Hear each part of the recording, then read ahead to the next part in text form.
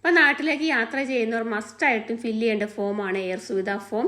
അപ്പോൾ നമുക്ക് ഗൂഗിളിൽ എയർ സുവിധ സിവിൽ ഏവിയേഷൻ എന്ന് അടിക്കുമ്പോഴത്തേക്കും അതിൻ്റെ ഫോം വരും. എയർ സുവിധ ഡിക്ലറേഷൻ ഫോം എന്നാണ് ഇത് വരുന്നത്. അതിനകത്ത് നമ്മൾ ആദ്യം പേര് എൻ്റർ ചെയ്ത് കൊടുക്കണം.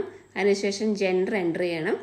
പിന്നെ നമുക്ക് ലാസ്റ്റ് 21 ഡേയ്സിനുള്ളിൽ എബോള വൈറസ് അഫക്റ്റഡ് കൺട്രീസ് യാത്ര ചെയ്തിട്ടുണ്ടോയെന്ന് ചോദിക്കുന്നത്. അത് നൺ ഓഫ് ദി എബോ കൊടുക്കണം. പിന്നെ നാഷണാലിറ്റി, അതിനുശേഷം പാസ്പോർട്ട് നമ്പർ, പിന്നെ ഏജ് കൊടുക്കണം. അതിനുശേഷം അറൈവിങ് ഡേറ്റ് ആൻഡ് ടൈമാണ് നമ്മൾ എപ്പോഴാണ് ഇന്ത്യയിൽ വരുന്നത് ആ ടൈമും ഡേറ്റും ആണ് കൊടുക്കേണ്ടത്.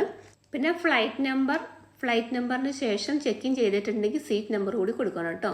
അപ്പോൾ ഫ്ലൈറ്റ് നമ്പർ കൊടുക്കുമ്പോൾ നമ്മൾ 2 ഫ്ലൈറ്റ് കണക്ഷൻ ഫ്ലൈറ്റ് ആണെങ്കിൽ രണ്ടാമത്തെ ഫ്ലൈറ്റിൻ്റെ നമ്പർ ആട്ടോ കൊടുക്കണ്ടേ. പിന്നെ നമ്മുടെ സ്റ്റേറ്റ്, ഡിസ്ട്രിക്റ്റ്, പിന്നെ ഫസ്റ്റ് എയർപോർട്ട് ഓഫ് എൻട്രി എന്ന് പറയുന്നത് നമ്മൾ ഇറങ്ങുന്ന എയർപോർട്ട് ആട്ടോ കൊടുക്കണ്ടേ. കൺട്രി ഓഫ് ബോർഡിംഗ് എന്ന് പറയുന്നത് നമ്മൾ എവിടെ നിന്നാണ് കയറുന്നത് ആ കൺട്രിയും പിന്നെ ആ ഡേറ്റും കൊടുക്കണം കേട്ടോ.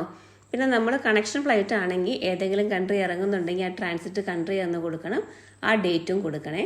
പിന്നെ നമുക്ക് കോ പാസഞ്ചർ ഉണ്ടെങ്കിൽ കോ പാസഞ്ചറിൻ്റെ ഡീറ്റെയിൽസും കൂടെ അതിനകത്ത് ആഡ് ചെയ്യണം കേട്ടോ.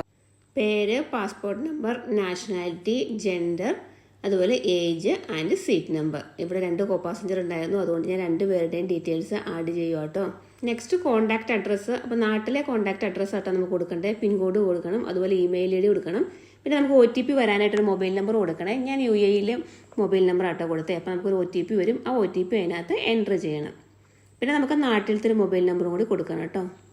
ലാസ്റ്റ് കണ്ടിന്യൂ കൊടുക്കട്ടോ. അപ്പം കൺസെൻറ്റ് ആൻഡ് ഡിക്ലറേഷൻ വരും. ഇത് വായിച്ച് നോക്കിയിട്ട് കൺസെൻറ്റ് ടിക്ക് മാർക്ക് ഇടുക, എന്നിട്ട് സബ്മിറ്റ് ചെയ്യുക. അപ്പോൾ നമുക്കൊരു രജിസ്ട്രേഷൻ നമ്പർ കിട്ടും. അതോടൊപ്പം തന്നെ ഒരു PDF ഫോം നമുക്ക് ഡൗൺലോഡ് ചെയ്യാനായിട്ട് താഴെ ഓപ്ഷനും ഉണ്ട്.